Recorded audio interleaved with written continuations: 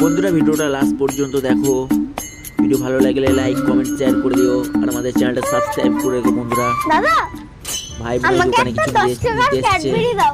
ওই টাকাটা দে। ভাই ক্যাডবেরি নিতে এসছে একটা, আরে একটু বাড়া।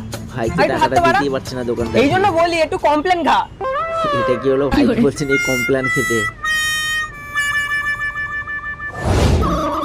ভাই টাকাটা ছুঁড়ে মেরেছে দোকানদারের কাছে হাত পায়ের লাগাও নাতে কি পাচ্ছে না করব? বলে।